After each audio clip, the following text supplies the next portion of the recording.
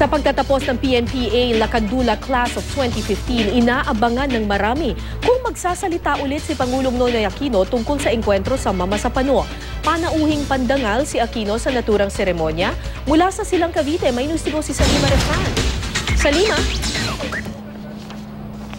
Kara 246 na mga bagong pulis ang nakatagdang magtapos ngayong araw dito nga sa commencement exercises ng Philippine National Police Academy dito sa Silang Cavite. Alas 10 ng umaga nakatakdang arrival honors para sa panauhing pandangal. Pangungunahan ng Pangulo ang pagtatapos ng PNPA Lacandula Class of 2015 o lahing kayumanggi na handang ialay sa bayan ang dugo at lakas. Class valedictorian si Cadet First Class Dennis Yuson.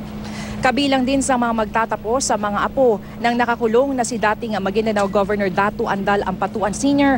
at ang nagtatago na si Moro National Liberation Front Founding Chairman na si Nur Miswari. Inaantabayan na naman ang magiging talumpati ng Pangulong Aquino.